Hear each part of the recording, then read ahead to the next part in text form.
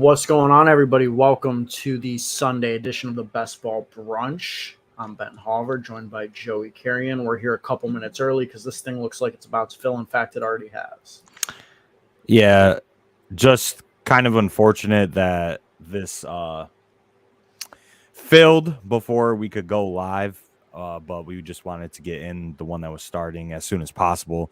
But obviously, unfortunate for some of the members in our Discord that wanted to draft with us. So we'll get you in next time for sure. But nonetheless, drafter stream today. Love drafting on drafters. If you're watching this on YouTube or live, after the fact, join drafters if you're not already signed up. You could use our promo code DOSE, DOSE. When you deposit $10, you get a free $20 to use however you would like. You can use that for one entry into their $20 best ball championship or multiple entries into their $2.22 best ball championship. So if you're not signed up already, make sure you sign up.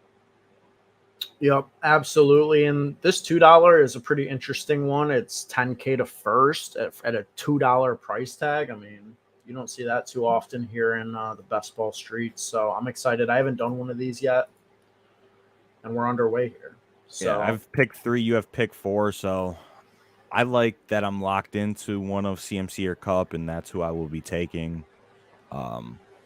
Whoever this guy doesn't take. So right here, pretty easy selection for myself, Christian McCaffrey. God. All right. I'm going to go ahead and just take my boy. Who's your boy? Jamar Wide receiver Chase. 1 overall. Over Jefferson and Eckler? Yeah. I think I prefer Justin Jefferson and Cup, obviously, to Jamar Chase. But it's close, and obviously he has the elite ceiling that you want in best ball. And I just feel like I've been getting a lot of Jefferson lately. I just wanted to shake it up, do something different today. Yeah, the first round wide receivers are just so good, and historically they have one of the highest hit rates as well. But 3 wide receivers going in the top 6, kind of expensive, but on a full PPR site, that's the main difference, right, between drafters and an underdog. Besides, the playoff format is full PPR, so the receptions are just weighted so heavily, which obviously boosts Jamar Chase and Justin Jefferson and just wide receivers in general, in my opinion. Austin Eckler at 8, that's a value. Yeah, love getting ADP value. So a lot of Gabe Davis slander on the TL recently, even after we put out the pod. How are you feeling about that? Yeah, actually, I want to see if I can pull this up. I'm terrible with running StreamYard, but I think I know how to do this. How you feeling about that? I feel away. I definitely feel away. How do you feel that 204 is definitely not within the range of outcomes?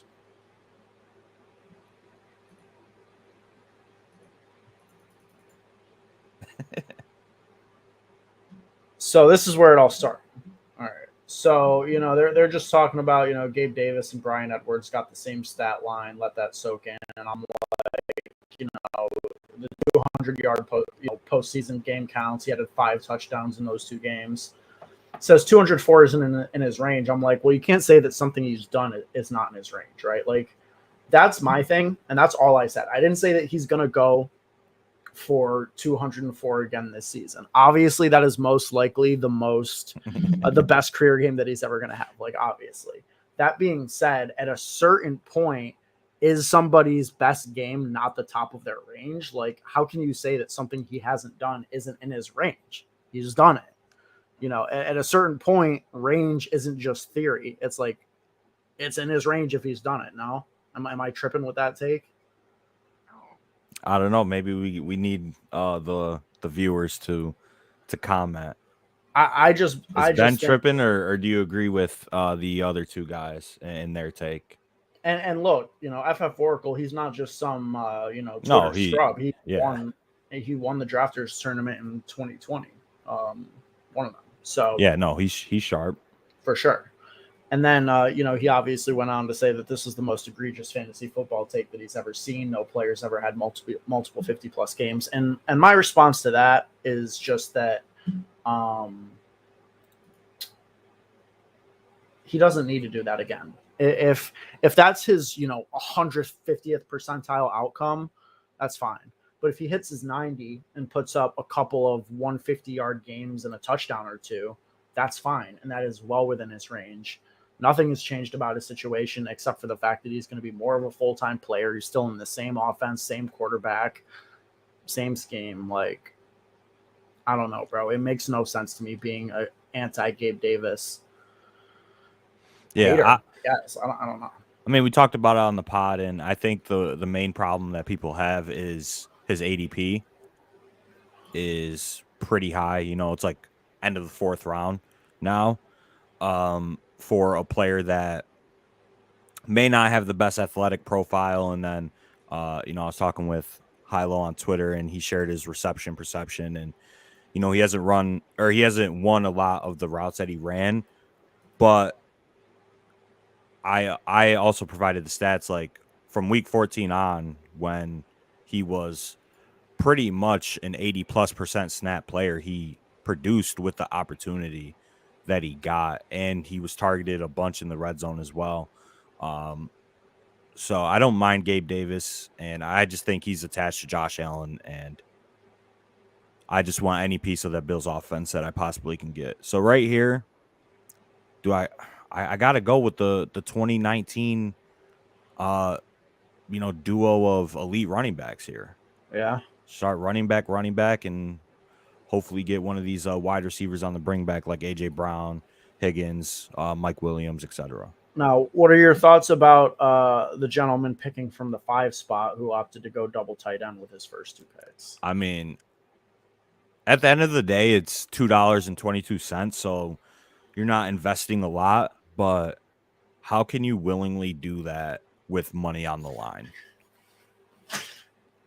What do you mean? You don't think it's a solid investment? I think he's part of the rake, to be honest. Personally, I would never do it. I think you can rip them apart. You can make the case. Obviously, he took Kelsey way too early, so you're sacrificing value there. But he got value on Mark Andrews, so I don't know if that kind of like, counteracts or whatever. But I'll go T. Higgins there pretty easily. But I just can't justify taking 2 tight ends with my first 2 round picks. The opportunity cost is just extremely high. But like I said, at the end of the day, it's $2.22. So I mean, he won't go Kyle Pitts here. I mean, if he goes Kyle Pitts, he has some fucking stones for balls for sure. Do it. An unstacked Josh Allen. Oh. So this guy just doesn't want any running back or receiver points. He's just going to dominate the 2 onesie positions, and that's it. 0s at running back, 0s at receiver all season. Hey, I mean, in a total points format, Kelsey and Andrews could make your lineup every week as, the top 2 tight ends in the league. Josh Allen, obviously elite. Maybe this is the strat. Maybe we should be paying attention to what this guy's doing. I never thought of it like that. And, as somebody who won drafters, what's your strategy? We have a lot of new people that watch us, especially on the replays on YouTube. What's your strategy when you're coming into this format of total points? I think the big difference is that you have to have high output scores at every single position. You can't punt anything. You have to have top tier upside at every spot. I think, whether that be through, through having like multiple tight ends that can put up big weeks, or by doing like a Mark Andrews and then still a mid-tier tight end, because you just don't want to be punting off weeks in this. It's not like Underdog where you could probably lose a couple of weeks and still be good. Like, you need to be towards the top of the leaderboard every single week if you're going to finish, in the big money in a tournament this size. I mean, this tournament has what, 22,000 people, 25,000 people, 25,000 people. So this is even bigger than the tournament I won total points. I think stacking is a little bit less important, but at the same time, you want to nail the things you're right on. The team that I won was still double stacked, even without a playoff format. So, you know, if you can just hit on good offenses and overload on them, I think that's a pretty good strategy as well. But you really just need maximum point output every single week. So basically just draft good players and sail to the money is what you're saying. I mean, that's what I do. So, all right.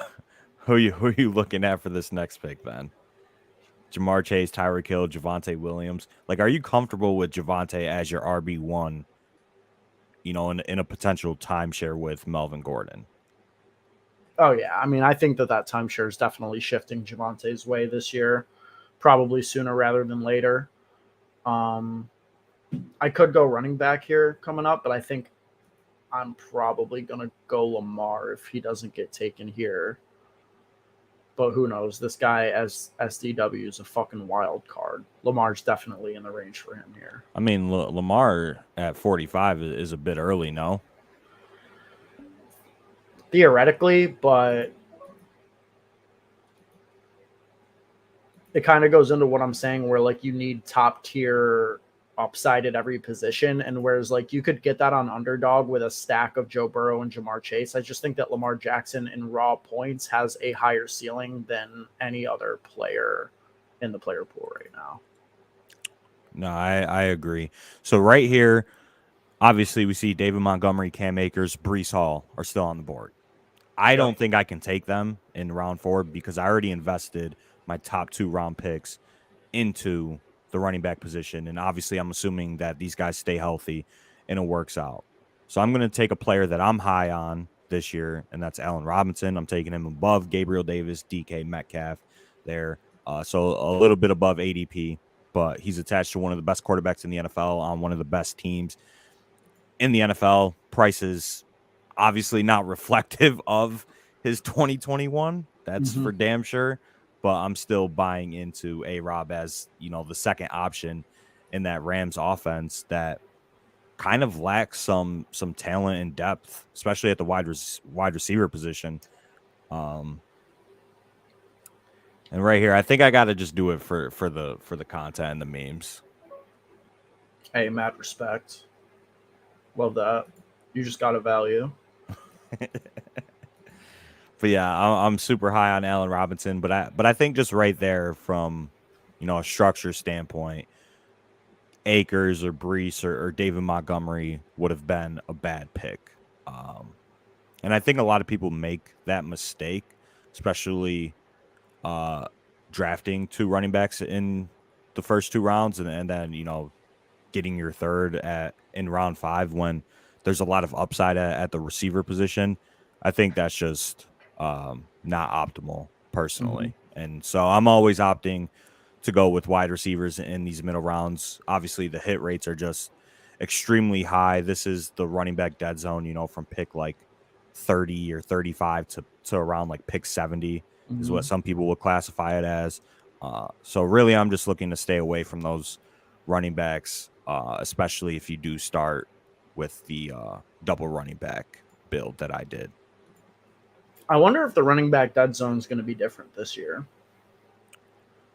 I mean, maybe, but I think it's just a more of a theory rather than the players. Obviously, there's some good players in the dead zone, like ETN has a lot of upside. I think Breece Hall has a lot of upside.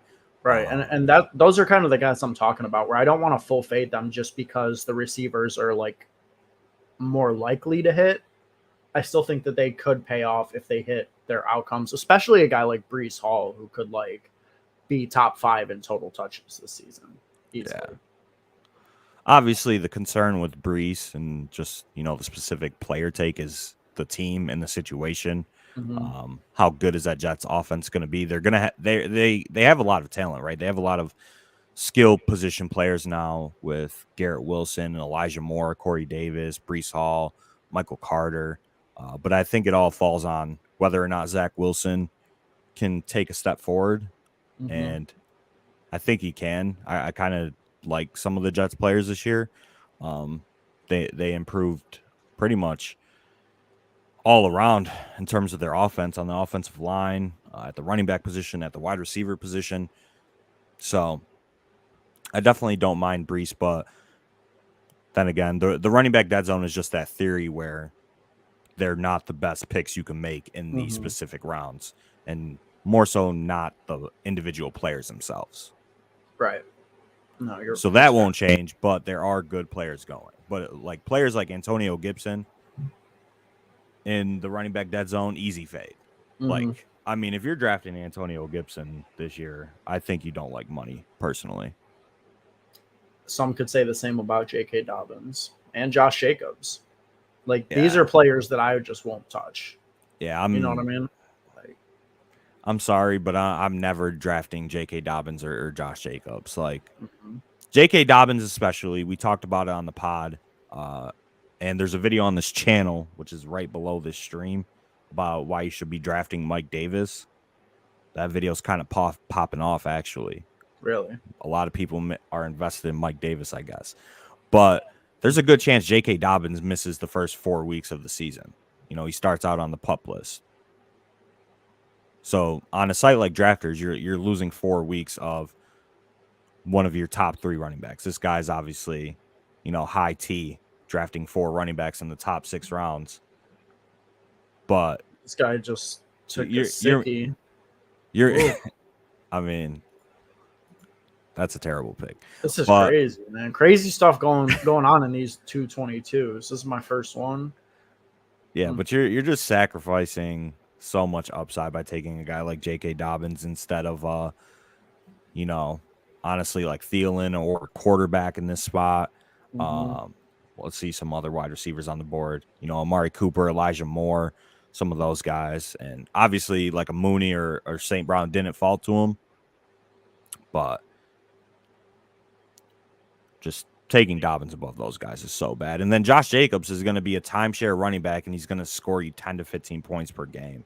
So you have that solid floor, but I just don't see the ceiling with Josh Jacobs like on a weekly basis, especially with all the rhetoric coming out of Las Vegas about how they want to implement a full-blown timeshare. Yeah, I would argue that there really isn't that much of a ceiling with Josh Jacobs, but beyond a lucky 3 touchdown game like he got in week 1 last year. Yeah. Or 2 years ago, whenever that was. All right, what are you thinking right here for your pick? You got the Lamar Bateman stack. Yeah, I mean, I'm just looking to fill out your team.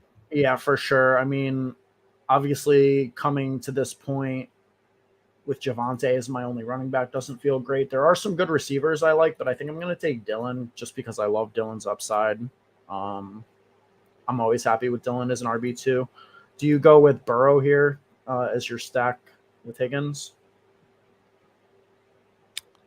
Thinking about it. I'm gonna take Elijah Moore here. Interesting.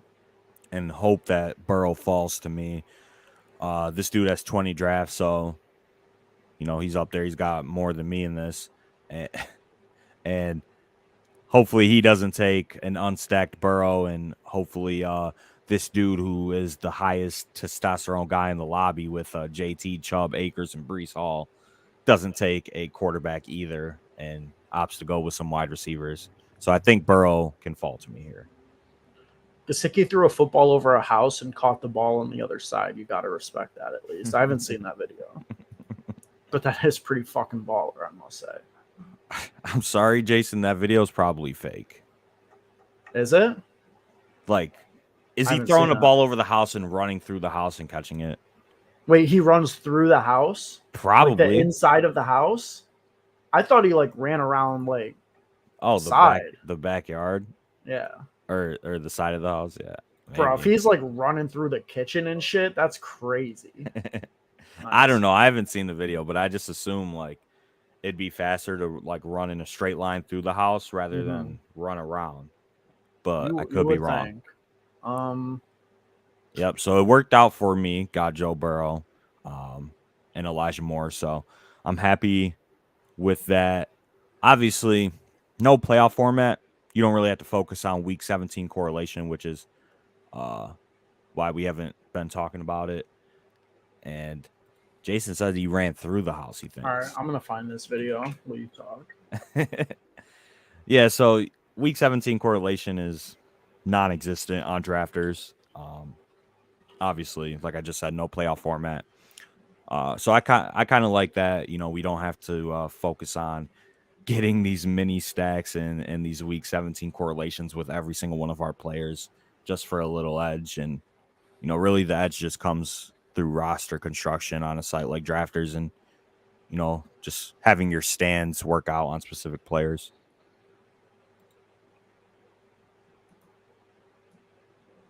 Is it on YouTube? I got it. You gonna pull it up? Uh-huh. I don't know if you could play videos on StreamYard though. That's the only issue. Oh. Oh, bruh. I thought he was running through the house. He runs through his garage.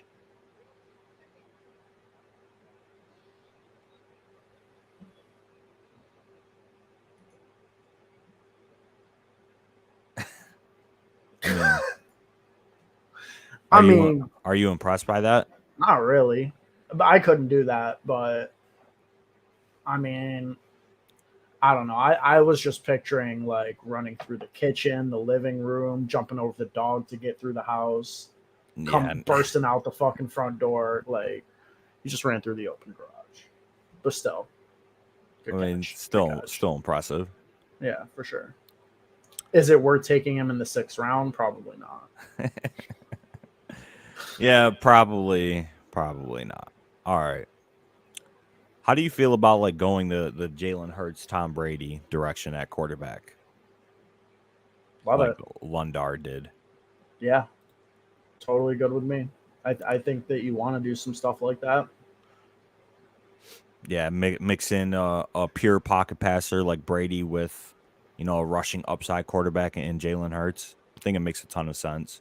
Yep, and I mean he had Mike Evans, who he used as, and he got in the 2nd round, and then Jalen Hurts is a player you don't really have to worry about stacking at all because so much of his value just comes independently. So yeah, Miles Sanders goes. Did you see the Miles Sanders video where he's like, "Don't draft me in fantasy"? Yeah, I did. How do you feel about that?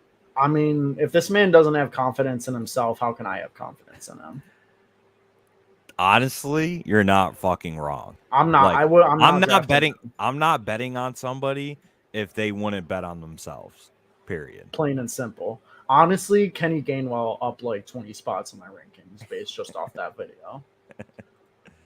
Yeah. It also sounds like he had no idea whatsoever how fantasy football worked. He was like, I'm going to do my thing and you're going to get a point. I'm like, what obviously there's a lot of, optics and PR involved with these player interviews. So they don't want to say how they actually feel. But from what I gathered from it, he feels like he's not going to get the ball enough to score a ton of fantasy points. And that's kind of what we assumed, no? Yeah. I mean, yeah. So that makes sense for sure. Yeah. This guy double dips with CEH and then Rojo way too early. Yeah, I'm starting to come around to CEH this year. Thought I'd never say that, but Chase Edmonds or Kareem Hunt here. I haven't drafted much Chase Edmonds, so I'll go Chase Edmonds here. Mm-hmm. But I think when you're starting running back, this is around the time when you want to come back to the running back position. So it's round 9. I should have maybe considered one earlier in round 7 or 8. But yeah, from a construction standpoint, this is around the time where personally I want to start targeting some of these guys like CEH, Chase Edmonds, Kareem Hunt, James Cook, guys that have the upside in the passing game, especially on a full PPR site, makes a ton of sense to target these guys as your RB3s, RB4s. And if the situations break right for some of these guys, especially like CEH, they could be league winners, to be honest.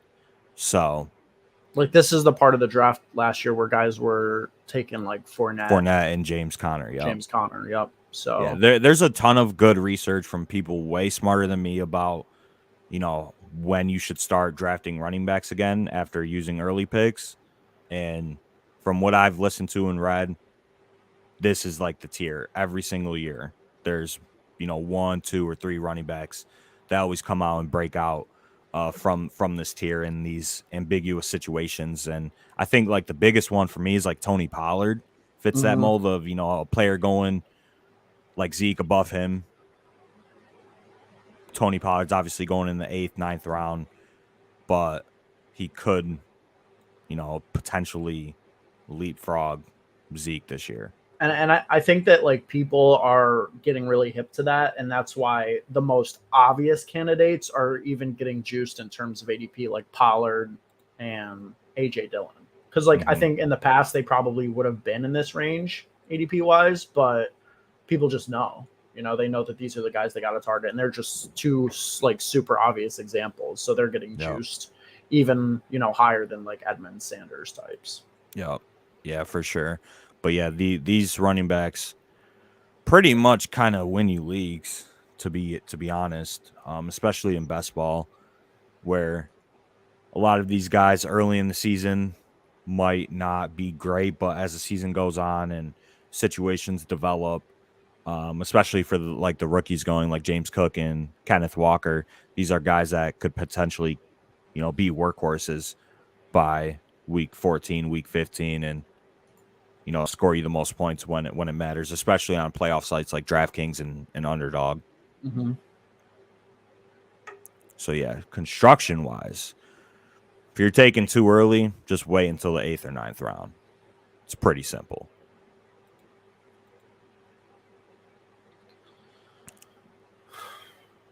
All right. I think here you're definitely not going Madison. I know that. Do you go Kenny Galladay, or do you try and get your tight end one here with like Albert O? No, I take Tua here. Tua. Yeah, I'll take Madison. He fits that archetyped For running sure. back that I want. I think Madison's a better pick. I just know that these two guys here that are picking at the 1-2, neither of them have a quarterback, so I didn't think Tua would make it back. Maybe they're gonna, continue to punt the position, but I just figured lock up my quarterback too. It's a 2 quarterback, 3 tight end build at this point. Yep. So I'm done with the quarterback position. All right, chat. How you feeling about the squad so far? Oh shit. Squad. Well, I gotta make a pick. Somebody's calling me. My mom's calling me. I'm in shambles right now. Oh my god. All right. Bro, answer her. Hold on. I'm gotta make a pick.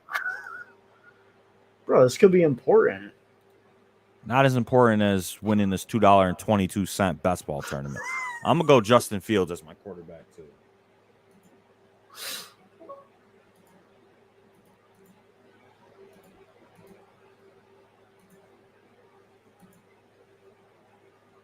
I'm gonna take Pat.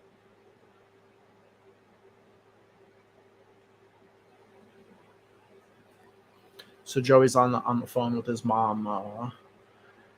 She saw the stream. She thought that he went way too highly on Madison there, so she had to call him and tell him. She's like, Joe, you can't be taking Madison that early.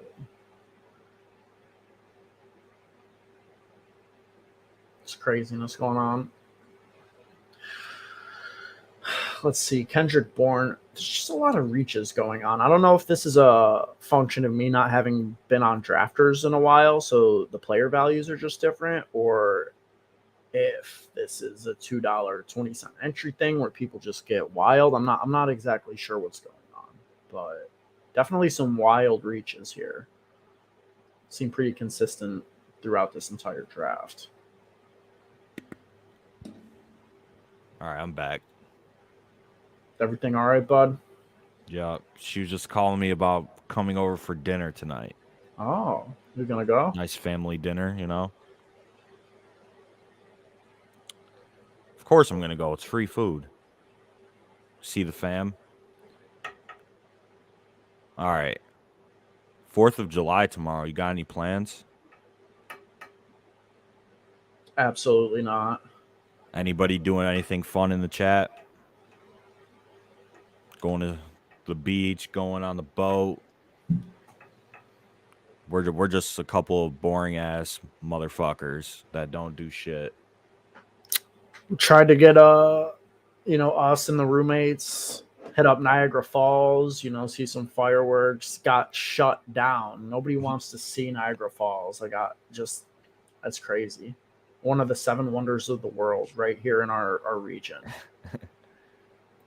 Barbecue with the fam, yeah, can't beat Sounds that. nice. What you barbecuing? You going like burgers and hot dogs, or is this like Bro, of course, some it's ribs burgers barbecue? and hot dogs. Bruh, I'm having ribs tonight. That's what you're we're having having for ribs dinner. tonight? That's what we're having for dinner. Damn. Yeah, it's about to be lit. Nah, yeah, of course. It's the burgers, hot dogs, some macaroni salad, some potato salad. I mean, just Going to see standard some mac and fireworks cheese. tonight. Gotta have the rolls too. Rolls? Yeah, you gotta have rolls. What kind of rolls? Like garlic bread, or like just like your standard rolls with butter? Yeah, just a nice roll with butter. Hmm. Can't beat that, right? Yeah, corn on the cob. Yep. Corn on the cob, bro. Corn on the cob on the grill is just a whole different tier. You know what I'm saying? With some nice butter and salt, you really can't beat it. No, you can't. You can't beat That it. shit absolutely hits. And 4th of July, celebrating the best country in the world, where you can spend all your money on fantasy football drafts. I like the tweet I saw. It's like if you see me drinking on the 4th, it's not celebrating America. I just like to drink. I think that's why a lot of people are going to celebrate. They just want to get drunk. It's just another excuse to get fucked up.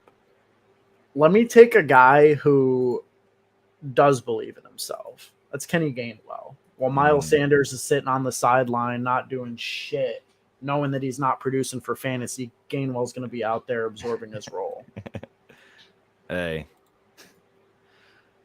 I really have no take on that Eagles backfield, to be honest. I think Sanders is obviously the best talent, and personally, I think he should be the workhorse, and then, mix in Gainwell and Boston Scott here or there. But obviously, the coaching staff most likely has different intentions, and, if Sanders gets hurt, which he's been hurt quite a bit throughout his career, obviously, we're not trying to project injuries, but if he does go down for whatever reason, Gainwell, I think, would be the guy now, mixed in with a little bit of Boston Scott. So I don't mind that as your RB4. He's got some reception upside, I think. Yeah, for sure. From the tight end position, I mean, what's my nickname? The tight end whisperer? Yeah, tight end whisperer. Got to take my boy Hunter. I thought you might just wait for Jonnu late. I know you've been coming around to Jonnu. Maybe I go double Patriots tight end. Now that's bold. Wide receiver 6, I will take the upside of quite possibly the best receiver from this class, Jameson Williams. Love of course. Yeah, I was debating between Williams or Hunter Henry there. Obviously, the upside of Williams is so high, but I just want to lock up, a tight end that I think has a lot of touchdown upside, and that's really all you need your tight ends to do is score touchdowns. And taking 3 late, 12 plus. I'll probably wait to take my last tight end in a couple rounds and just go heavy on wide receiver for the rest of this draft. But just you theoretically, I think, could be good with Komet and Henry.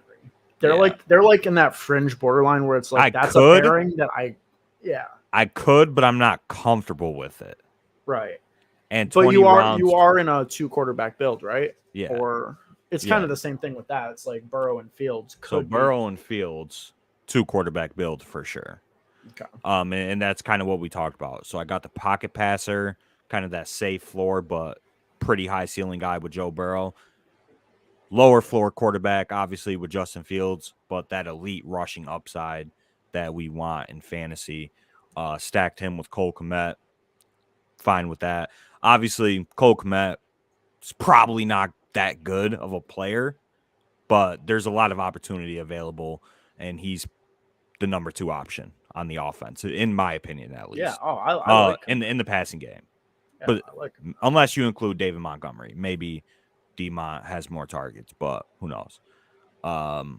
So yeah, Cole Kmet, whatever. Hunter Henry, obviously a lot of touchdown upside. Mm-hmm. But I'm still going 3 tight ends with 20 rounds. Just think it's better to be safe than sorry, especially with 2 guys that could realistically score 6 points every single week. Yep, that's fair for basically every tight end outside the top 5. Yeah. Opinion on Robert Tonyan? I think he's fine. I think he's a fine pick in the round 13th round. He has chemistry with Rodgers. Think he's going to be ready to go for week 1, and he has as much touchdown upside as any of these late round tight ends. So yeah, I mean, he's attached to Rodgers. He's one of the only guys in that offense Rodgers is comfortable with. So I don't hate it. Could develop into even more of a red zone threat post Devontae Adams. Do I go? I gotta go KJ Osborne here. No, you let me get him on the turn. That's crazy. So as my wide receiver 6, Rumors I really have it that the Vikings are going to be more pass heavy. Yeah, I think everybody's on that though. I've heard a lot of people talk about like Kirk Cousins kind of being that quarterback from that tier that could potentially finish as like a top 6-7 guy. But yeah, if they do go more pass heavy under this new coaching staff, it's wheels up for all the players on that Vikings team. They have a lot of talent for sure. What the fuck is going on with Will Fuller? That's really what we need to find out. Bro, I'm taking him just for the upside that he possesses, and hopefully he signs with the team, but it's July 3rd. Yeah. I honestly don't know. I honestly don't know. Free agency started in March. God, I have no idea who to take here. Shit. That was a reach, but Austin Hooper. I feel like I've got pretty elite upside at 16 tight end. picks above ADP. Mm-hmm. That's bad. Mm-hmm. That is bad. Mm-hmm. Not optimal. He's just like, yeah, I know. It was not good. But God, I hate all these receivers. This is the receiver tier I can't stand. Yeah, these receivers are not good. Like, these are guys that I feel better taking in the 18th round. Like Nico Collins, I'll take late, but like in the 15th, bro, come on. Yeah, for sure. Running back is getting a little thin. So I'll probably target my RB5 in this next round. If your boy Gus falls, I don't think he'll fall. It looks like there's going to be a running back run here. But Gus Edwards could potentially be ready to go week 1, and J.K. Dobbins not ready to go, and we could see Gus in a 50 or 60% rush share early on in the season. possible. Late round running backs. We've already talked about a bunch, but I got my eyes on a few. Mark Ingram is going up in ADP. Obviously, I could wait till the 20th round to draft Mike Davis. That might be in the cards. You like Dearness Johnson, Chris Evans, or some of your boys. So a lot of options available for us. And if you want to listen to that, links in the description for the podcast. Yeah, it was a pretty good episode. Touched on some guys that I think are going to be sub 100% owned for sure. So Cameron Brake goes, Hurst, Ingram. Yeah, this is the part of the draft where it's like nobody gives a fuck about who's being drafted. Like we're picking out of fucking James Robinson, Nico Collins, Logan Thomas. Like this is a tough scene. The toughest. Do I get bold here? Do I get yes, bold? Please. Need some excitement in my life. Do I get bold and draft Deshaun Watson? Oh, Watson. You know, because obviously Fields isn't that like guaranteed quarterback. He's on one of the worst teams in the NFL. Obviously, he has a lot of personal upside, but the offensive environment and overall efficiency could not be there for Fields. And I think Watson is definitely in play here. Not really seeing anybody that I like. God damn, this is tough. I'm gonna grab Zamir White as my RB5. I knew I should have just taken him there, and I thought he would make it back to me. But this guy's a listener of the DFS Dose podcast. I should have known better.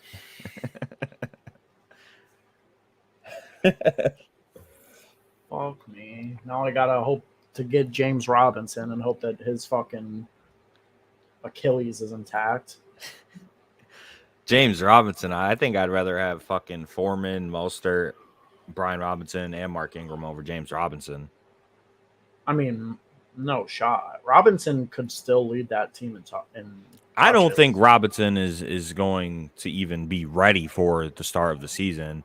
And then you combine that with the fact that he tore his Achilles, the worst injury for a running back. And we obviously saw Cam Akers come back early and average 1.3 yards per carry. I don't know. I'm going to do it. Fuck it. You got to take risks. Bang. Yeah, you do. Got to take risks in life.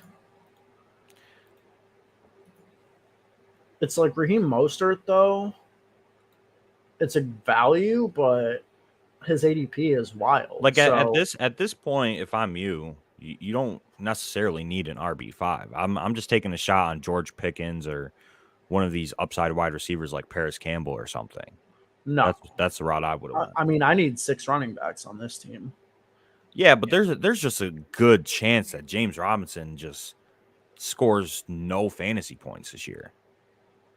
I don't know, man. Is ETN really going to be a 3-down workhorse? I mean, probably not, but like the Achilles injury is just no joke unless James Robinson is a different breed. I mean, he is a different breed. He came into the league undrafted and clawed his way, into relevancy. That's the type of heart of a player that you can't underestimate. That's the type of player you want on your team. Yeah. Just pure grit. Absolute grit. And he's going to bring some of that to the squad. I respect it for sure.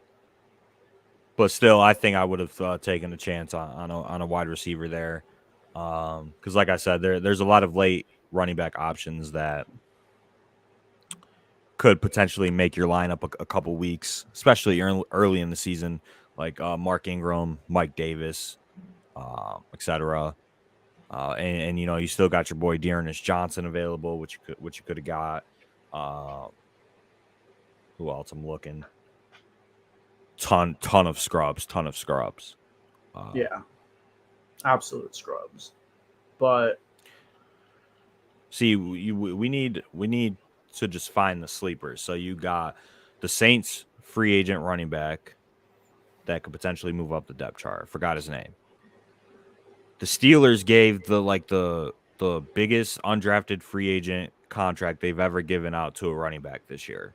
Yeah, I saw that. I don't know that guy's name though. Yeah. So these are players that you need to be taking a shot on in the last rounds of your drafts.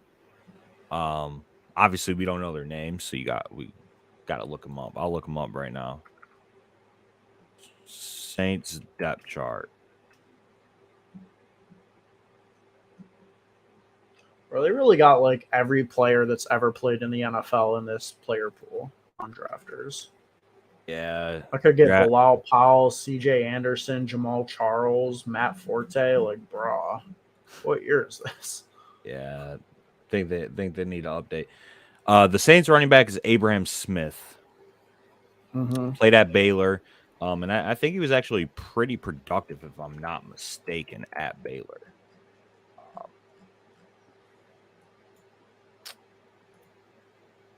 Trey Jones. Who the hell is that? Is that the Saints one? No, Saints is Abraham Smith. Oh, is Trey the Steelers? Damn, Isaiah McKenzie went. You know that's like your sleeper. Abraham Smith during his redshirt. Wait.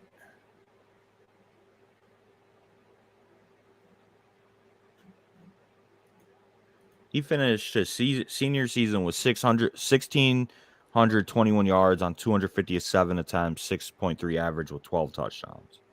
He made all Big 12 second team and was an honorable mention for Big 12 Offensive Player of the Year. And he was 5th in rushing yards in the Big 12. I'm going to take a guy that I've taken almost zero of.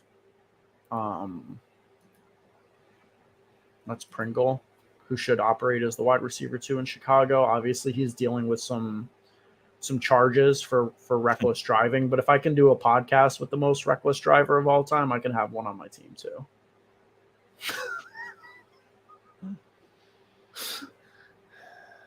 Funny guy. Westbrook Akine. Do you buy the reports that Treylon Burks is the wide receiver 3 in Tennessee? No. I think that he's just struggling with like some conditioning issues, but by the time it's late August, week 1, like they're not playing Westbrook Akine over him. Like, you're out of your goddamn mind if you think that's how this is going to go. Hey, maybe his asthma flares up week 1 and maybe he's done.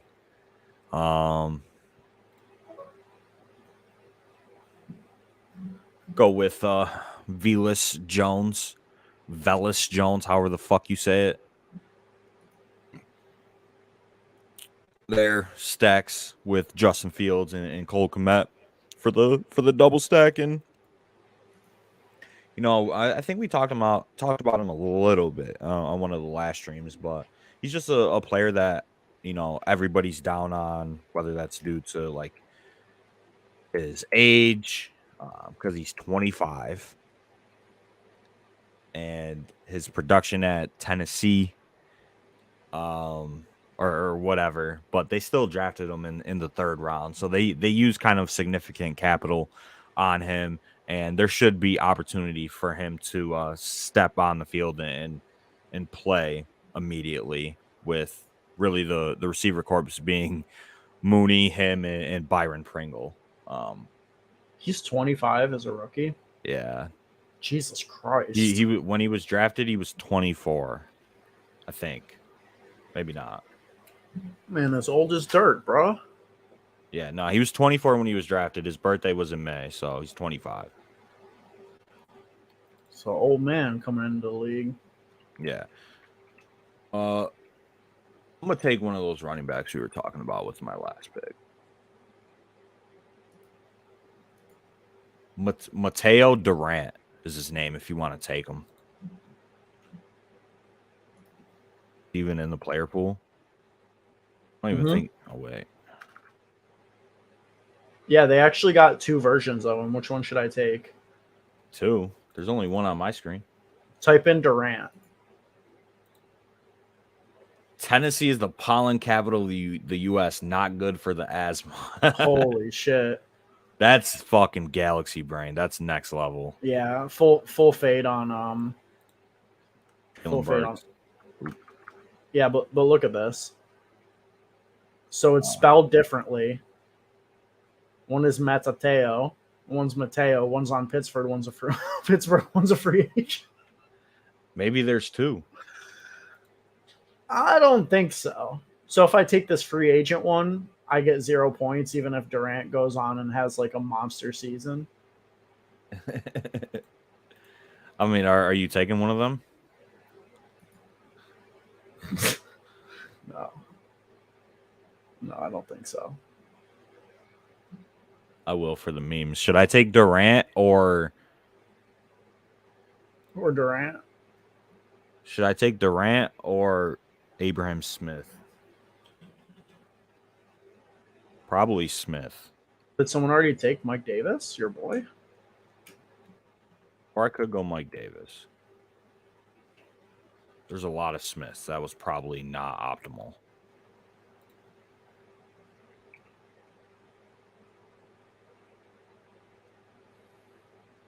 See, I think Mike Davis will be okay, but I would rather. I don't know. I think there are other guys I like more that I think could actually have true 3-down roles if things break right, like guys like Dearness and Benjamin, or like an injury away. There have been some reports that Benjamin is going to jump Darrell Williams. Like Darrell might not even make the team, so I'll take I think whichever running back 2 is behind James Conner has some value. Yeah. I was taking a ton of Darrell early, but now that the prices have shifted and it's free, I'm back on that train. All about price with these guys. I got to go tight end here, not running back. My running backs are pretty legit. So I think I'm going to go Cade Otton here. Could be the pass catcher for Tom Brady at the tight end position. We talked about it a little bit with Cam Brate and how it's not really a lateral move. And when Gronk was out last year, Cam Brate did not produce at all. So, there's no guarantee that Brate is going to be the guy. And Cade Otton does have some pass catching upside. So I don't mind him as my tight end 3 attached to Tom Brady and that Bucs offense. Yeah, no, I agree with that. I see got auto drafted Pickett. Well, you like the Steelers, so that's a great pick for you then. All right, draft's over. Start with you. How do you feel about your team? It's not my favorite team that I've ever drafted. I think it's structurally pretty sound. I did have to reach in some spots to get the upside I wanted. Like I took Lamar 10 picks early. Probably didn't need to reach 16 spots on Austin Hooper as my tight end 3. At the same time, though, there were really 3 tight ends left in that tier for me, and the other 2 went. So I think he probably would have went before he made it back to me. I don't know. It's definitely not my favorite team. I think it's going to take a ton of things to break right, which is fine. Like, especially with a $2 entry, like I want to have weird teams that need crazy shit to happen. This is definitely one of those teams. Yeah, for sure. I mean, obviously you have that elite upside with Jamar Chase and Tyreek Hill and Lamar Jackson and whatnot, and Bateman, but definitely not your best team by any stretch. I think running back is pretty weak, to be honest. Like it needs Javonte to be an every week locked in running back 1, which who knows? Which I think, just in terms of his range of outcomes, I don't think it's a guarantee. No, it's not. There's a good chance that him and Melvin do split, and Melvin was just as productive as Javonte Williams. They had very similar stat lines last year, so there's really no reason to not play Melvin Gordon. Like if they're the Broncos, but obviously Javonte is very good, so that could be the reason. But he's still going to see enough work to at least make Javonte not an every week RB1, I think. Mhm. But yeah, I mean, structurally, it's fine in my opinion. Got my But stacks off. Got Tua to Tyreek, Lamar to Bateman. It's yeah, just but yeah, I'm not a big fan of your team. All right, going to my team, decided to go with the coveted three quarterback strat with a falling Watson, and we should get some Watson news soon. I bro. They think. keep putting it off. Like I read a thing that they said they're eyeing like the weekend of like the 22nd, 23rd. Yeah. Like, come on, bro. Just announce it. Just announce it already. Like we're spending real money on these drafts every day. Yeah, but nonetheless, I really do like my team. I like the build with going CMC and Saquon, getting two potential workhorse RB1s early to, anchor this team, taking a shot on some guys that if their situations break right, they could definitely beat their ADPs. And there's a nice weekly floor there, I think, with Chase Edmonds as well. So I think my running backs are pretty solid. Wide receiver, obviously, I don't have like that elite guy, but I think I have enough upside and floor there with T. Higgins, A. Rob Davis, Elijah Moore, Kadarius Toney. I think it's good enough. And then tight ends, obviously, just taking shots on three late guys. Like I think Your as team's long as you're solid. taking three, like it doesn't really matter who you take. To be honest, obviously, some players are better than others and everybody has, their micro takes that they want to get off, but just take three shots on three tight ends and call it a day if you're not getting a top guy. Yeah, I would have liked one more receiver for your team and either go two quarterback or two tight end because I think with both of your top two guys at each position, you could have pulled that off, whichever direction you wanted to go. But it's not terrible. Yeah, it's just in terms of that, it's like if this situation breaks right for Watson, like that's going to be more valuable to this team, especially with the shakiness of Justin Fields. Um, that's going to be more valuable than getting a wide receiver 10 in the 17th or 18th round. A player that's most likely never going to make your lineup. Mm-hmm. If we scroll down through the draft board, uh, some players drafted after Mechie, or that was before George Pickens, Julio, Devin Duvernay, AJ Green, Cedric Wilson, Laviska Shenault, Byron Pringle. Like, Yeah. I think I would just rather take a shot on Watson if he gets suspended, 8 games, get him for the next, get him for the next 8 games or so, and just have an overall upside quarterback room with him, Fields, and Joe Burrow, and your team that won last year had 3 quarterbacks too, correct? It did, Justin Herbert. even with Justin Herbert. So So yeah. if Watson breaks right in the 17th round, I think that's way better than a wide receiver 10. I mean, Because really, more wide receivers really doesn't do anything for you. If anything, you should be drafting less, especially if you invest heavy capital into them early. that's fair. I don't know anybody else. I think that's about it. I mean, overall, good draft. Shout out to everybody that watched and commented. You're the goats. Appreciate y'all. Oh, let's look at IC's team. I think he's watching.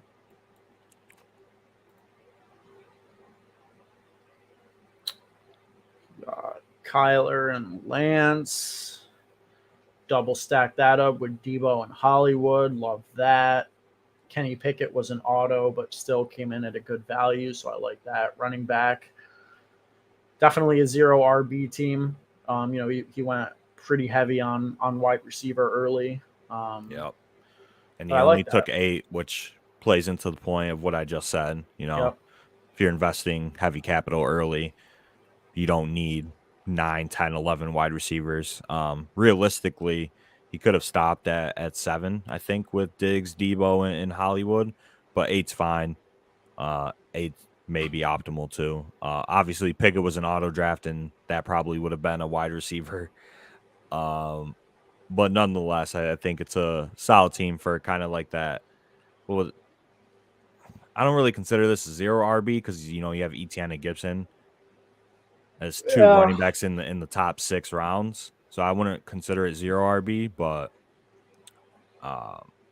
just is what it is, bro. It doesn't have a label. yeah, It's just a team.